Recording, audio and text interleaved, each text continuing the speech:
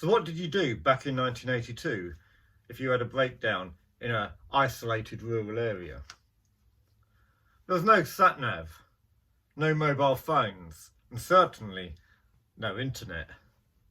And if you were a solo female on your own, well, you were considered to be in serious trouble. And much of this episode of West Country Tales feels like one of those old public information films that we were so familiar with back in the day, especially with the narration of Keith Barron over the top telling us what is happening rather than the dialogue of most normal TV programmes. But help is at hand for our damsel in distress. But it is help of a somewhat dubious nature.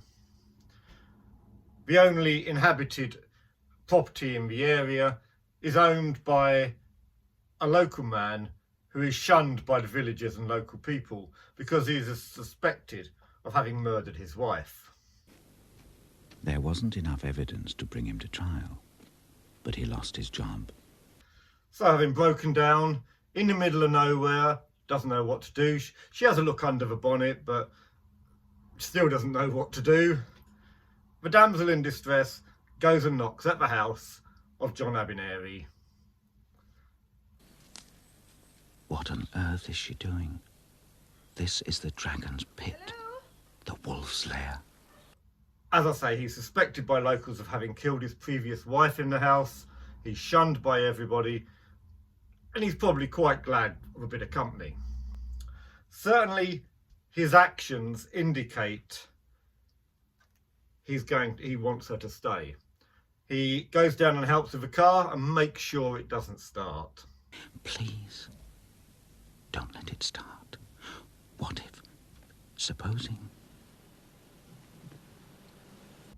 He invites her back inside his house and rings the local garage, or so it appears. He can't get through, so he leaves a message. At least that's what it appears to be happening. What this does mean, however, is that nobody from the garage is going to get that message until the next morning. It looks like the damsel in distress may have to stay the night. I left a message about the car, but I'm afraid that the very earliest that anyone will call will be tomorrow morning, I should think. This entry in the West Country Tales anthology is a two-piece between Anita Harris, who plays a woman who breaks down, and John Abineri, who plays the owner of the only inhabited building. He'll be familiar to a lot of people from half a dozen appearances in Doctor Who. He also played Herne the Hunter in Robin of Sherwood later on, so he's a well-known figure. And it is noticeable that West Country Tales got some quite big names starring in their little stories. We've had Nanette Newman, we have Anita Harris. So it says something about the respect this little series of programmes was held in. So this isn't a supernatural episode of West Country Tales, but it is very much that isolated rural story, the way that local communities can form ideas about people, and how that resentment or how that concept gets ingrained in those communities. Really nice little story. There are some other West Country Tales that I will cover in future, but I thought this one was a nice one.